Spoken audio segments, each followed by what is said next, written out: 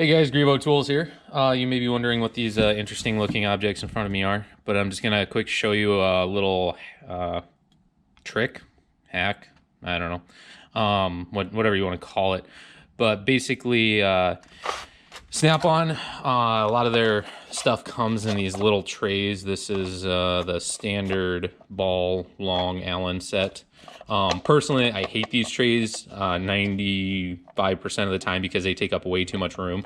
But for some tools, I find they are useful. Oops, sorry. But so the thing is, it's just thin, flexible plastic. This one's a little heavier actually than even these ones were. Maybe it's just because it's smaller with more curves in it. But they will wear out over time. And so this is something just to help expand the life expectancy on these.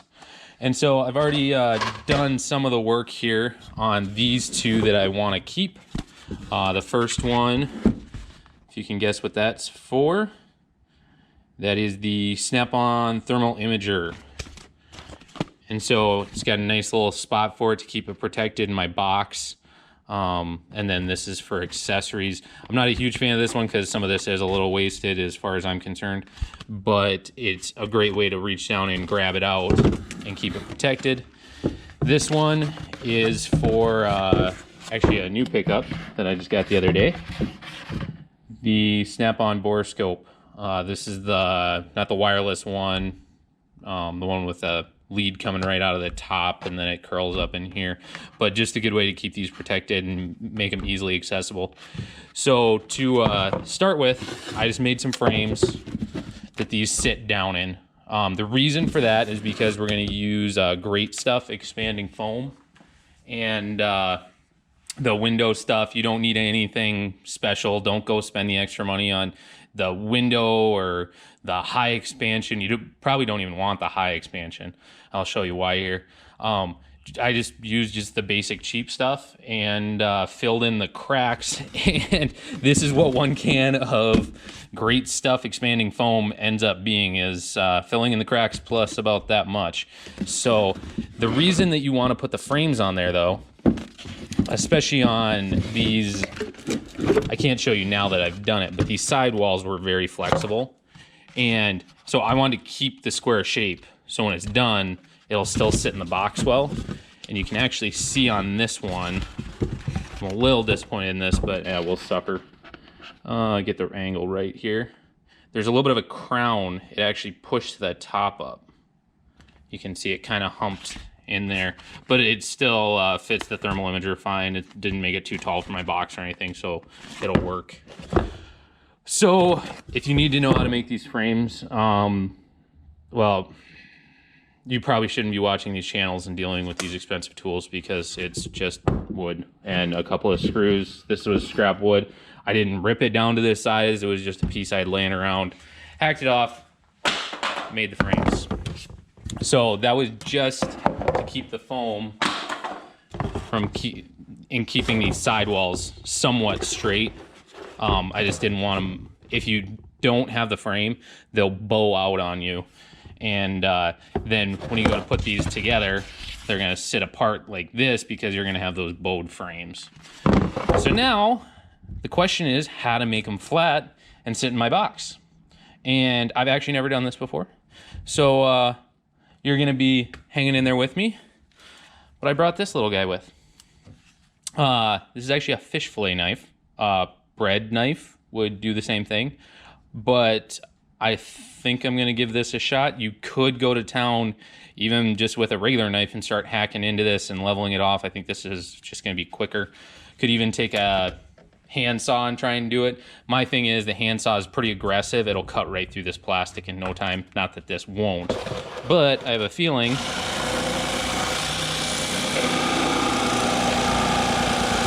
Oh yeah. We're on to something here.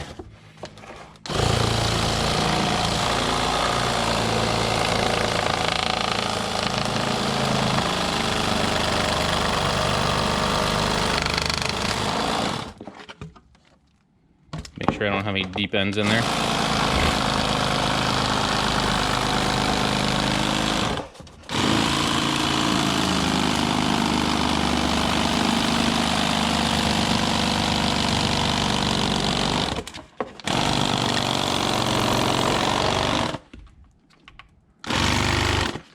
So you can see my blade. That's what I was talking about. I was looking for. I didn't want to poke that tip through something that was going to be flush down in there.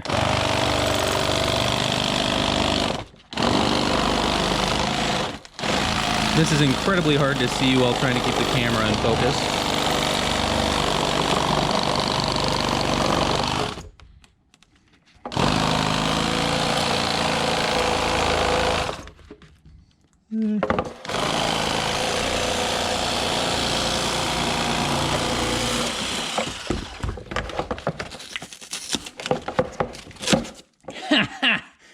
Success!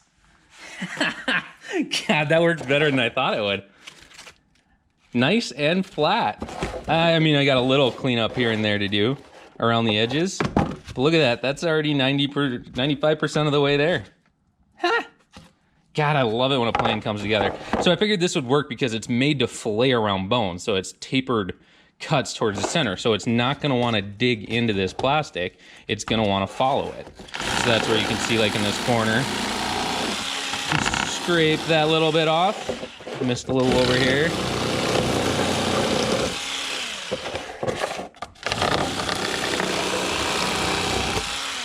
Yes. Great success. Great success. I am very, very tickled with how easy that was. And so the other thing about this, it gives it a little weight to kind of keep it in your drawer. I'm kind of debating. I'm not a fan of this look underneath.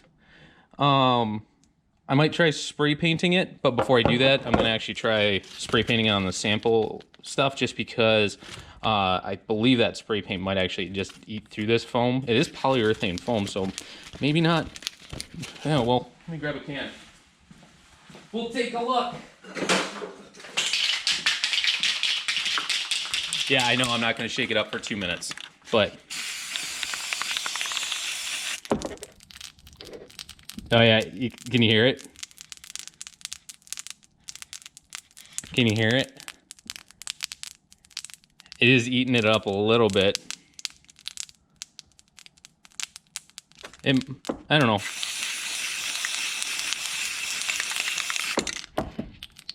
It might work.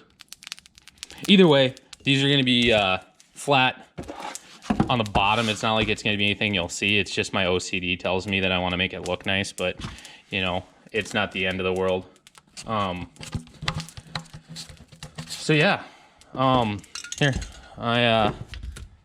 this one's going to be the interesting one because there's a lot more foam to cut, but we'll give her a shot here.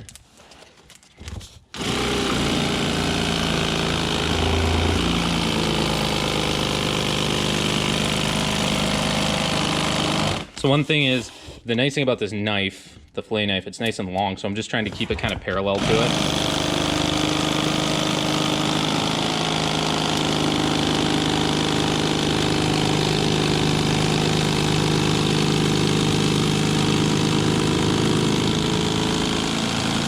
And I'm also feeling, so I know in this one, this part does drop down to the bottom. Other than that, everything else is suspended. So again, I'm trying not to catch that. But I'm also feeling and listening for any kind of change, whether it's just cutting that soft, squishy foam or hitting something a little different with plastic. Like right there, I just nicked it.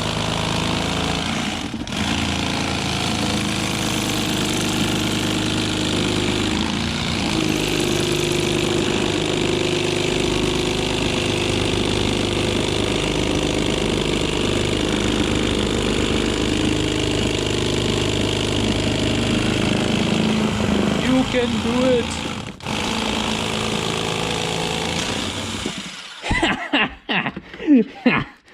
Look at that. Nice and flat and straight. I guess I'm crowned a little bit in the middle. I'm gonna have to come back here and kind of do one of these numbers. Oh, that's not good. Well, apparently I'm not completely dry, so we're gonna hold off on that. Now I gotta clean this damn blade because if you guys know, this stuff is freaking impossible to get off once it dries. So I'll let this dry up in the middle here.